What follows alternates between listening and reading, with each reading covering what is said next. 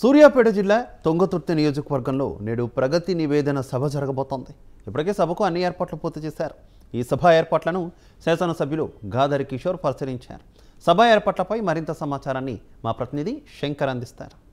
నియోజకవర్గంలో ఈరోజు ప్రగతి నివేదిక సభ భారీగా ఏర్పాటు చేశారు. ఈరోజు సాయంత్రం కేటీఆర్ గారు రానున్నారు ఇక్కడికి. సో ఈ సభ గురించి పూర్తి వివరాలు మనం అడిగి తెలుసుకునే ప్రయత్నం చేద్దాం. తుంగతుర్తి నియోజకవర్గ శాసనసభ్యులు గాదరి కిషోర్ గారు మనతో ఉన్నారు. సార్ చెప్పండి, ఈరోజు ఇంత భారీగా సభను ఏర్పాటు చేశారు, ఏం చెప్పదలుచుకున్నారు ఈ సభ ద్వారా?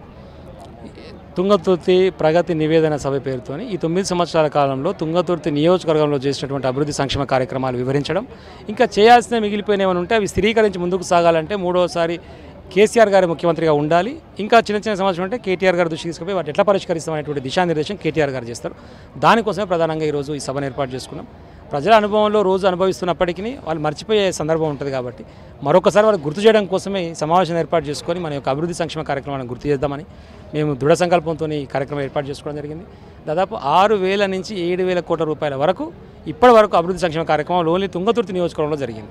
వాటిని ప్రజలకు వివరించి చెప్పాలనేటువంటిదే మా ప్రయత్నం.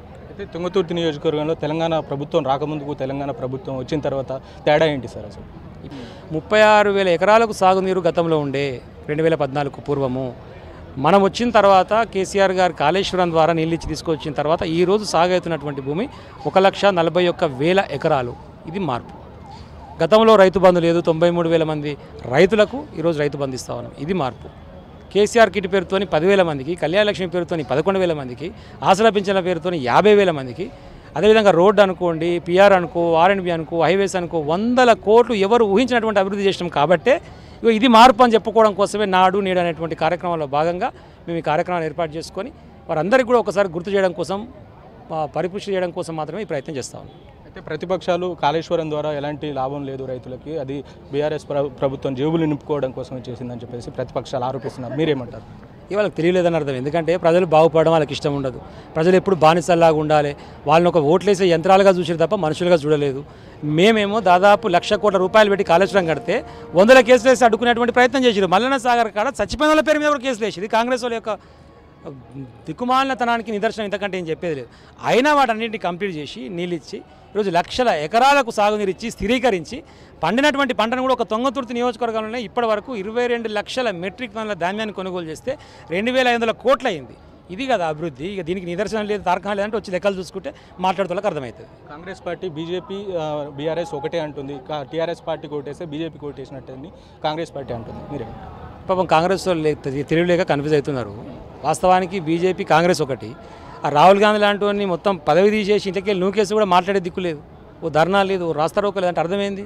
వాళ్ళందరూ కావాలని చెప్పి కూడబలుకొని చేసేటటువంటిది. రాహుల్ గాంధీ పాదయాత్ర చేసుకుంటారు, జోడో యాత్ర అని చేసుకుంటూ పోతాడు. గుజరాత్ ఎన్నికలు అవుతుంటాయి, అలా ఒకటి మధ్యప్రదేశ్కి వెళ్ళిపోతాడు. ఎవడు బీటీం ఇప్పుడు? ఈ భారతదేశంలో బీజేపీకి ప్రత్యామ్నాయం ఉంటే అది బీఆర్ఎస్, కేసీఆర్ మాత్రమే. అది మాతో మాత్రమే సాధ్యమవుతుంది. మోడీని కొట్టాలన్నా, బీజేపీని కొట్టాలన్నా కేసీఆర్తో మాత్రమే సాధ్యమవుతుంది. ఫైనల్గా తుంగతుర్తి నియోజకవర్గ ప్రజలకు ఏం చెప్పాలనుకుంటున్నారు? ఇప్పటివరకు జరుగుతున్నటువంటి అభివృద్ధి సంక్షేమ కార్యక్రమాలు చాలా గొప్పగా ముందుకు సాగుతూ ఉన్నాయి. 6,000 నుంచి 7,000 కోట్ల రూపాయలతో మనం ముందుకు సాగుతూ ఉన్నాం. ఇవి స్థిరీకరించి కంటిన్యూ కావాలంటే, మళ్ళీ ఇవి పునరావృతం కావాలంటే మూడోసారి కూడా ఇక్కడ గులాబీ జెండాను ఎగరవేయండి, కేసీఆర్ మూడోసారి ముఖ్యమంత్రి చేయండి. ఇవన్నీ ముందుకు తీసుకుపోతామని చెప్పేసి విజ్ఞప్తి చేస్తాం. ఇది ఇప్పటివరకున్న తాజా పరిస్థితి. తుంగతుర్తి నియోజకవర్గంలో మూడోసారి కూడా బీఆర్ఎస్ జెండా ఎగురుతుందని చెప్పేసి అయితే గాదరి కిషోర్ చెప్తున్నారు. ఈరోజు సాయంత్రం జరగబోయే ప్రగతి నివేదిక సభ ఏదైతే ఉందో ఇది భారీ ఎత్తున జరగబోతుంది అని చెప్పేసి అయితే మనతోటి తుంగతుర్తి నియోజకవర్గ శాసనసభ్యులు గాదరి కిషోర్ అయితే చెప్తున్నారు. ఇది ఇప్పటివరకు ఉన్న తాజా సమాచారం. కెమెరామెన్